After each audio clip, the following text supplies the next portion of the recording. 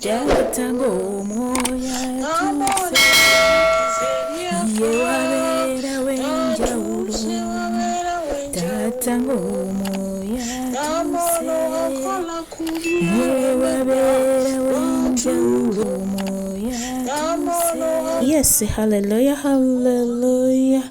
Luganda mukama yebazibwe nsanso balaba wano ku mumbejja wa Yesu. Lift up your faith altar. Amanya n'eddoboozi yenza omumbejja wa Yesu M.V.C.M. Nebaza mukama nti annonze okwogerako eri abatukuvu be, si lw'amaanyi si lwa buyinza naye olw'ekisangulumiza mukama. Mwasize mutya era mwasibye mutya, kansubira nti ffenna tuli bulungi weewaawo nange ekitiibwa nkiddiza mukama nti ankumye eno ndi bulungi. Yes, ompya yakatwegattako tusanyusa okulaba mukwano bulira eddembe wano ku mumbejja wa Yesu. Tubaako n'ekigambo kya mukama na byonna ebikwatagana ku mukama nga bwe tuba tusobodde mu linnya lya Yesu Kristo olunaku olwaleero. So muneegatteko nate era wiiki eno tutandise wiiki yaffe empya, ewiiki egamba nti amaanyi ga mukama Katonda oba amaanyi ga Katonda gakyusa. So nsaba tuyige tuwulire ku bubaka buno, tubugendereko, tubutambuliremu mu linnya lya Yesu Kristo omwana wa Katonda omulamu. Abampeera omukisa mukama buli atwegattako. Omupya tewerabira mukwano commentinga, likinga, oluvannyuma subscribing, sharingirako munno. Mukama agenda kunkolera obulungi mu linnya lya Yesu Kristo omwana wa Katonda omulamu. Mbaagala nnyo naye mukama yasinga okutwagala. Sina kyakubawa obuleka okubeewekwasa okukwasa mukama naba nkolera obulungi. Muneegatteko tutambulire wamu. Omupya wa ku munno mbagaliza olunaku olulungi, katugende mu maaso. The time of John Baptist, the kingdom of God is taken by those who are powerful. You just struggle and overcome. We thank God for the grace that He has put on us and for the life that we have. Hallelujah. Amen.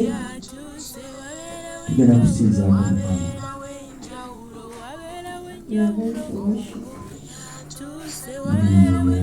In the name of Jesus. Hallelujah. Amen.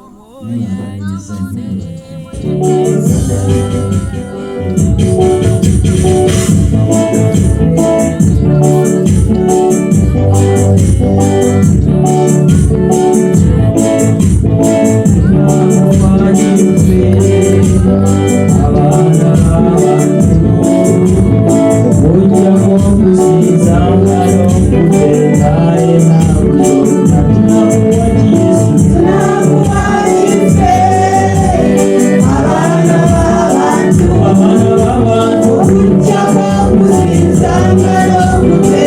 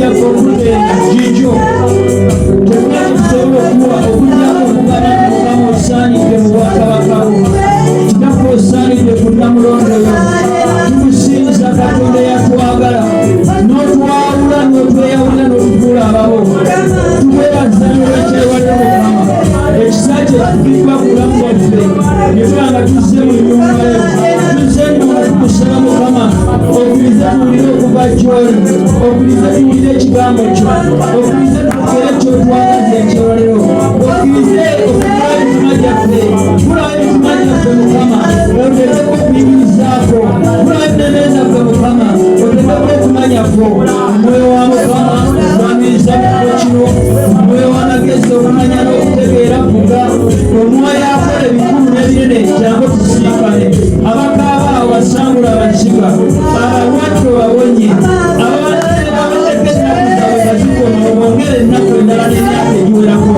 nkisabye Mukama kubanga Katonda abisobola mu linnya erya Yesu Kristo Mukama waffe amiina haleluya yakusaba olugero okuvera kwa Mukama haleluya Katonda omulungi yeebazibwe Brother Lawrence bali kukeera mu nnyumba ya Mukama Mukama aguwe omukisa musajja oyo akeera Mukama aguwe nnyo omukisa haleluya twebaza Katonda sibima tumukubereko mu ngalo leero bimukawanyisa nga biwakana naye amaanyi ga Katonda agakolera mu ye galisobozesa okukola haleluya so twebaza Mukama twebaza Mukama bano batasizza amasannyalaze ennyumba yadde esobola okukwata omuliro oba yeyina okukosebwa okusingako naye twebaza Mukama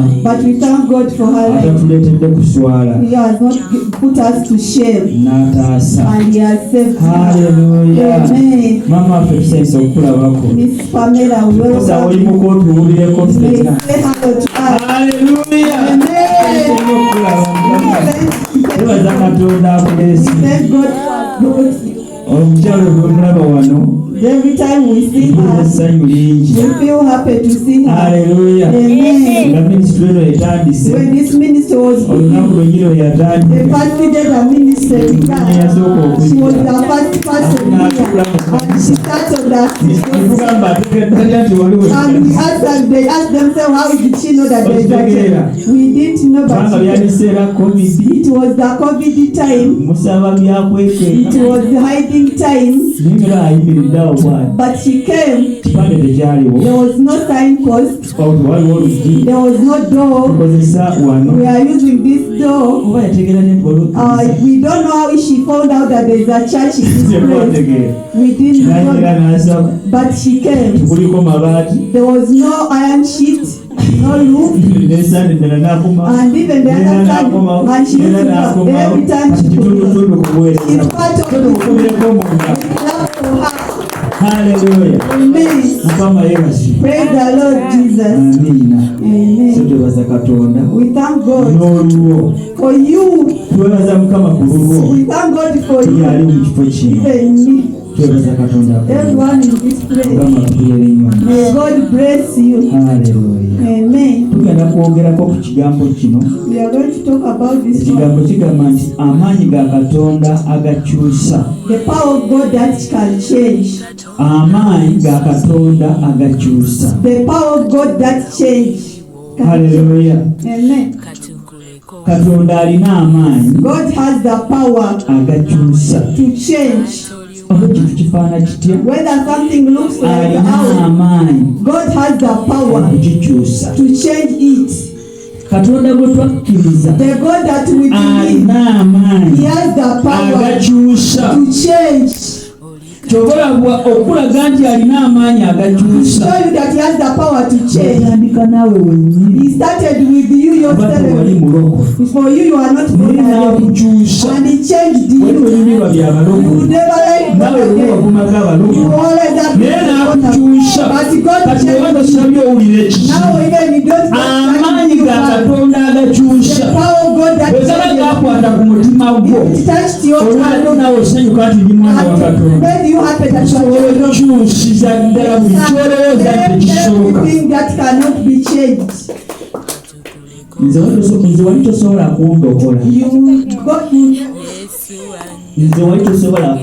could have never saved him. There is no gospel you have preached to him and he gets saved. There is no gospel that you should have preached to him and he could get saved. For him, his work was taken from Christ to Muslim. He took all of people to Muslim. His only gospel was to take from church, and he did it for a long time. There is no gospel that you have preached to him and he changed. But the power of God that changes people. There is no preacher who came to him. It was a day that they went for change. Amen. The devil came and they went for salvation. He got his woman and they went where there is salvation. They moved from here to they didn't know how to get salvation, but they wanted salvation. They got a taxi to get somewhere where the power of God that it was touching those people. The power of God. Praise the Lord. And they reached in the hands of the pastor and they confessed Christ. He was looking at the watch very well. Hallelujah. Amen. At 9:35 they confessed Jesus. Then God changed everything concerning him. The power of God that changed him. If it worked on him, the one who took people to Muslim, and even others are still there.